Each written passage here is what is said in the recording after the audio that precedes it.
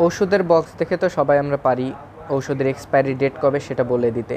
এখন কবে আমাদের ওষুধের মেয়াদ শেষ সেটা যদি আমাদেরকে সাধারণ এই এক পাতা ওষুধ বা এই একটি স্যালাইন ধরায় দেওয়া হয়, তাহলে আমরা কি বলতে পারবো যে এটির ডেট কবে শেষ?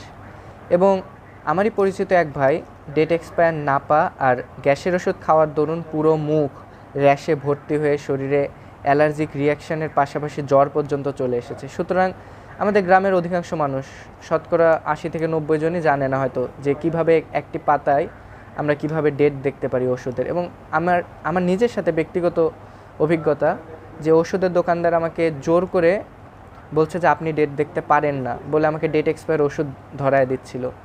আমি যেহেতু জানি সেহেতু আমি সে যাত্রায় বেঁচে গিয়েছিলাম। আমার ১০২ জ্বর উঠেছিল।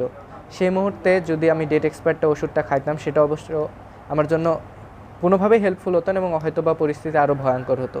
এখন আমি আপনাদের দেখাবো কিভাবে সাধারণ একটি ওষুধের পাতা থেকে আপনি কীভাবে তার ডেট কবে তার মেয়াদ উত্তীর্ণ হচ্ছে সেটি জানতে পারেন। এই স্যালাইন ওর স্যালাইন এনের ক্ষেত্রে দেখুন, প্রথমে এম রিপ্রেজেন্ট করছে যেটার ম্যানুফ্যাকচার কবে হয়েছে, 0123, তার মানে 2023 সালের জানুয়ারি মাসে এটি তৈরি হয়েছে। E0127, তার মানে হচ্ছে এর এক্সপায়ারি ডেট বা মেয়াদোত্তীর্ণ হবে 2027 সালের জানুয়ারি মাসে। এর আগে যে কোনো মুহূর্ত পর্যন্ত আপনি এটি খেতে পারেন। এই নাপার ক্ষেত্রে দেখুন শেষে 0924, এর মাঝে এই এন লেখার নিচে ই খোদাই করে দেওয়া রয়েছে। এটি রিপ্রেজেন্ট করছে যে 2024 সালের 9 নম্বর মাসে এর ডেট উত্তীর্ণ হবে বা মেয়াদোত্তীর্ণ এই ওষুধটি হয়ে যাবে।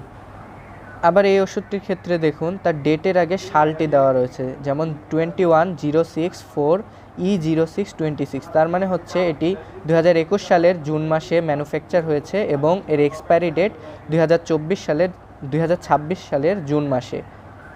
সুতরাং এক এক কোম্পানি ভেদে এবং বিভিন্ন ওষুধ ভেদে এটি খোদাই করার বিভিন্ন সিস্টেমে তারা ম্যানুফ্যাকচার করে রাখে এবং সেটির এক্সপায়ারি ডেটটাও সেভাবে লিখে রাখে। সুতরাং আমরা যদি খেয়াল রাখি তাহলে আমরা বুঝতে পারবো যে কবে ওষুধটি মেয়াদ উত্তীর্ণ হচ্ছে এবং আমরা তার সর্বোচ্চ ব্যবহারটুকু তার আগেই করে ফেলতে পারি। ধন্যবাদ সবাইকে। আসসালামু আলাইকুম।